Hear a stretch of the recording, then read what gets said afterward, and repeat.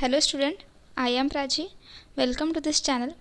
In this video, we see the Unit 1 breakdown of gases in high voltage engineering. So in the last video, we see the introduction of high voltage engineering, application of high voltage engineering and classification of HVE.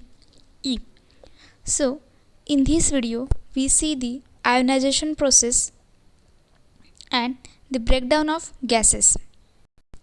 इसे हम पहले एक story की तरह समझ लेते हैं कि ब्रेकडाउन ऑफ गैसेस होता क्या है। उससे पहले हम देखेंगे इस वीडियो में कि हम गैसेस एज इंसुलेटिंग मीडिया क्या होता है वो भी समझेंगे एंड आयोनाइजेशन प्रोसेस क्या होती है वो भी समझेंगे। First of all first we see electrical breakdown in gases. इसका डेफिनेशन हम शॉर्टली समझ लेते हैं and after this we see the ionization process by collision. Electrical breakdown क्या है? Electrical breakdown or dielectric breakdown is a process that occurs when an electrical insulating material subjected to high inner voltage suddenly becomes an electrical conductor and electric current flows through it. Electrical breakdown और dielectric breakdown ये एक ऐसी process है जिसमें क्या होता है, जो इंसुलेटिंग मटेरियल होता है उसे जब हाई वोल्टेज दिया जाता है तो वो कंडक्टिंग मीडिया में कन्वर्ट होता है। मतलब हाई इंसुलेटिंग मटेरियल जो होता है वो कंडक्टिंग मटेरियल में कन्वर्ट होता है। ये ब्रेकडाउन ऑफ गैसेस हुआ या फिर इलेक्ट्रिकल ब्रेकडाउन इन गैस। ये इसका मतलब ये होता है कि पूरी तरह से जो इंसुलेटिंग मटेरियल का इंसुलेटिंग प्रॉपर्टीज़ होती है वो वैनिश हो जाती है एंड कन्वर्ट होती है कंडक्टिंग मटेरियल में। इट मीन्स सिंपली हमें इतना यहाँ पे समझना है कि इलेक्ट्रिकल ब्रेकडाउन इन गैसेस क्या होता है कि जो डाइलेक्ट्रिक प्रॉपर्टीज़ होती है या इंसुलेटिंग प्रॉपर्टीज़ होती है वो वैनिश हो जाएगी एंड कंडक्टिंग सेमी कंडक्टर में वो कन्वर्ट हो जाएगी। That is called as breakdown in gases. It means capacity से ज़्यादा जब वोल्टेज अप्लाई किया जाएगा तो जो इंसुलेटिंग प्रॉपर्टीज़ होती है वो कंडक्टिंग प्रॉपर्टीज़ में कन्वर्ट हो जाएगी। मतलब कि जो इंसुलेटिंग मटेरियल है वो कंडक्टिंग मटेरियल में कन्वर्ट हो जाएगा। अब वो कैसे होगा, तो उसके लिए हमें प्रोसेस देखनी है कि ionisation process and ionisation process by collision, तो वो हम समझेंगे। पहले आपको यहाँ ब्रेकडाउन ऑफ गैसेस होता क्या है वो समझ में आ गया होगा, आई होप, क्योंकि ये हमारा यूनिट का नेम है ब्रेकडाउन इन गैसेस। तो ये समझना पहले बहुत ही ज़्यादा इम्पॉर्टेंट है हमारे लिए। आप इसके पहले का वीडियो देख सकते हैं, वो चैनल पे अवेलेबल है। उसके अंदर हाई वोल्टेज इंजीनियरिंग के इंट्रोडक्शन है, एप्लीकेशन है एंड क्लासिफिकेशन है। आप देख लीजिएगा। एंड अगर आपको किसी भी सब्जेक्ट्स के नोट्स चाहिए हो तो टेलीग्राम चैनल को ज्वाइन कीजिए, वहाँ पे सब नोट्स PDF फॉर्म में आपको मिल जाएंगे। Now gases as insulating media. पहले तो हम गैसेस क्या होते हैं, ये एक इंसुलेटिंग मीडिया होते हैं, वो समझ लेते हैं। उसके बाद में हम आयोनाइजेशन प्रोसेस को समझेंगे। तो आपको ब्रेकडाउन इन गैसेस समझ में आया होगा। एक बार फिर मैं रिपीट करती हूँ कि ब्रेकडाउन ऑफ गैसेस होता क्या है, कि इलेक्ट्रिकल ब्रेकडाउन और डाइलेक्ट्रिक ब्रेकडाउन ये एक ऐसी प्रोसेस है जो कि इलेक्ट्रिकल इंसुलेटिंग मटेरियल जो होता है उसके ऊपर हाई इनर वोल्टेज, मतलब कैपेसिटी से ज़्यादा अगर उस पर वोल्टेज अप्लाई किया जाए तो इंसुलेटिंग प्रॉपर्टीज़ कंडक्टिंग प्रॉपर्टीज़ में कन्वर्ट हो जाती है एंड उसकी इंसुलेटिंग डाइलेक्ट्रिक प्रॉपर्टी हमेशा के लिए वैनिश हो जाती है एंड वो कंडक्टिंग मटेरियल में कन्वर्ट हो जाती है एंड उससे करंट फ्लो होना स्टार्ट होता है। तो इसीलिए इसे हम इलेक्ट्रिकल ब्रेकडाउन इन गैसेस कहते हैं। मतलब ऐसी ये प्रोसेस होती है।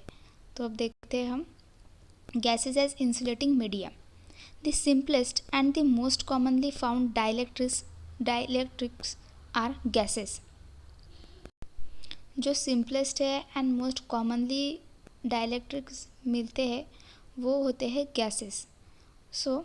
Most of the electrical apparatus use air as the insulating medium. अब जो बहुत सारे इलेक्ट्रिकल apparatus होते हैं वहाँ पे air as a insulating media use किया जाता है, वो आपको पता है। And in a few cases other gases such as nitrogen, carbon dioxide, freon and sulphur hexafluoride are also used.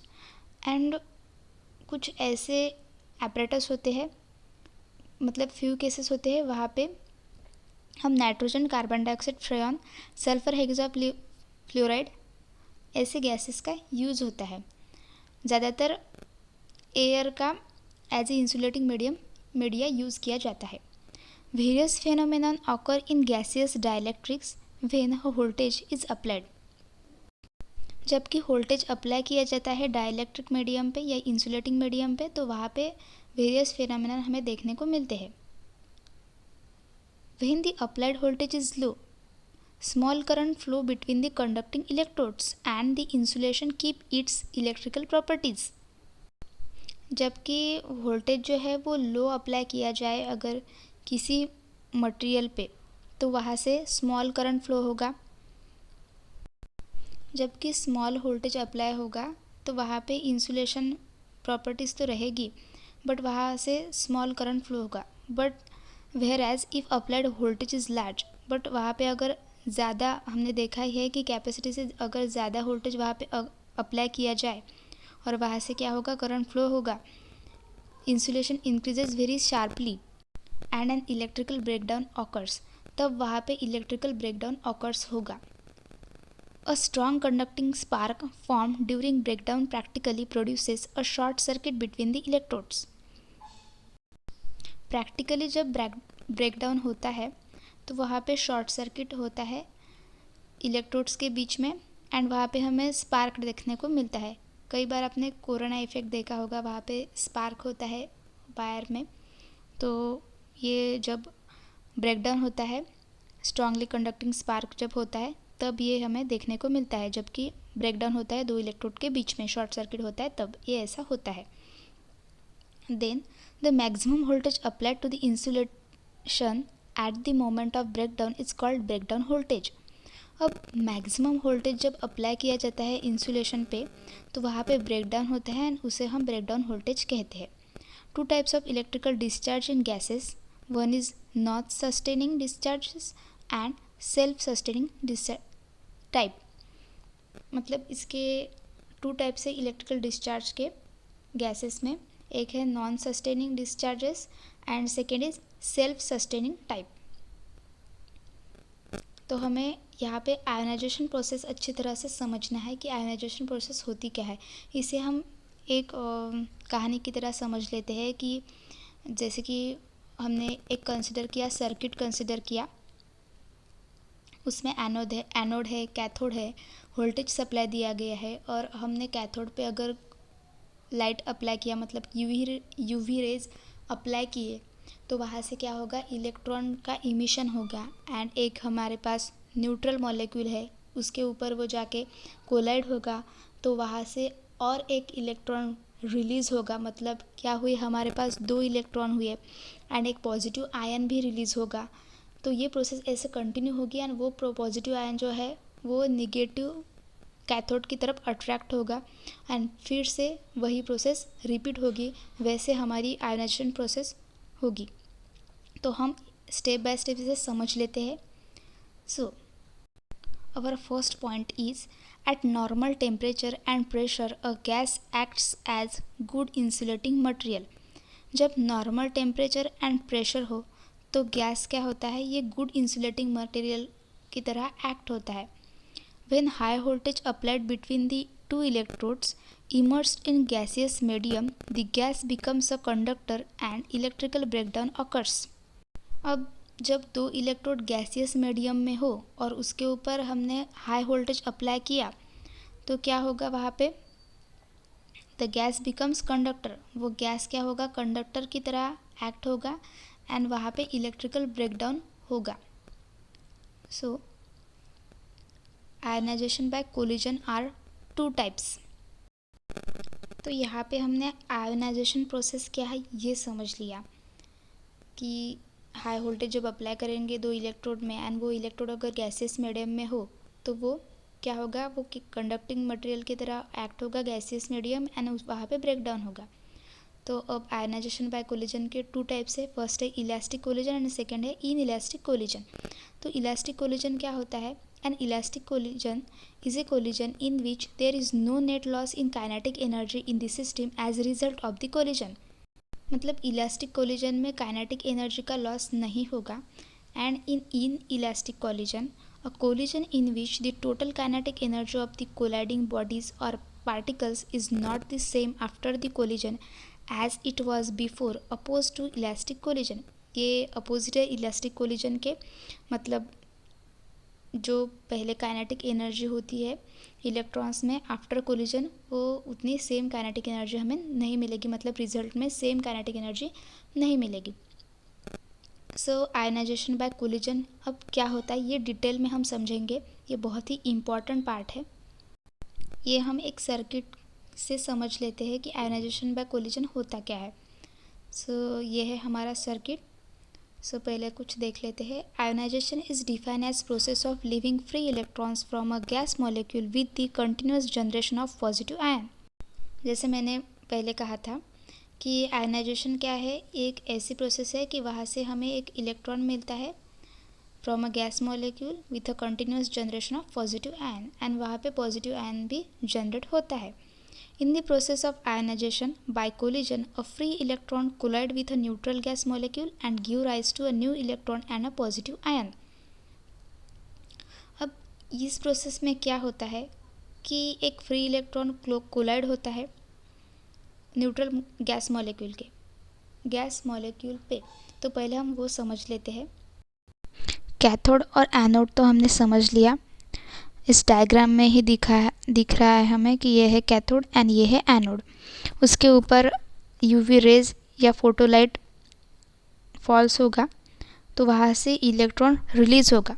But जो न्यूट्रल होता है, न्यूट्रल मॉलिक्यूल को हम एन से रिप्रेजेंट करेंगे. तो हमारे पास ये सर्किट है. इसमें क्या क्या है, 2 इलेक्ट्रोड्स है, उसके बाद सप्लाई वोल्टेज V है एंड 2 इलेक्ट्रोड के बीच का जो डिस्टेंस है वो D है. So here consider a circuit of 2 electrode separated by a distance D and connected with supply voltage V, and by the application of voltage develops electric field in the gap. अब जो हमारा application है voltage का, वो क्या करेगा, इस gap में, ये जो यहाँ पे हमें गैप दिख रही है, इस गैप में क्या होगा कि इलेक्ट्रिक फील्ड प्रोड्यूस होगी. So this electric field is produce in the gap due to the supply voltage. And ये जो सप्लाई वोल्टेज आपको दिख रहा है एडजस्टेबल HV सोर्स, इसका जो नेगेटिव टर्मिनल है वो कैथोड को कनेक्ट है एंड इसका जो पॉजिटिव टर्मिनल है वो एनोड को कनेक्ट है. आई होप आप सभी को एनोड एंड कैथोड का डिफरेंस पता होगा. Anode is a positive terminal and cathode is a negative terminal electrode. So here 2 electrodes, anode and cathode, and the gap between these 2 electrode is distance D. So initially gas act as insulating material. इसके अंदर क्या है, एक insulating material है gas. And after the completion of ionization, अब यहाँ पे क्या होगा कि आयोनाइजेशन प्रोसेस होगी, वो देखते हैं हम कैसे होगी. तो जबकि ये आयोनाइजेशन प्रोसेस कंप्लीट होगी तो वो क्या बनेगी, ये जो गैस है या इंसुलेटिंग मीडियम है वो कन्वर्ट हो जाएगा कंडक्टिंग मटेरियल में. It means it becomes conducting gas medium and that is called breakdown of insulating medium और ब्रेकडाउन ऑफ गैसेस. तो आपको यहाँ पे शॉर्टली समझ में आया होगा कि क्या हुआ है. अब हम डीपली इसे एक एक पॉइंट करके समझ लेते हैं. इस डायग्राम में से आपको समझ में आया होगा. अब उसके अंदर प्रोसेस क्या होती है ये भी समझ लेते हैं. पहले तो थोड़े से पॉइंट रीड करते हैं हम. आपको रफली समझ में आया होगा कि क्या होता है. एक एक स्टेप बाय स्टेप अब हम समझेंगे. सो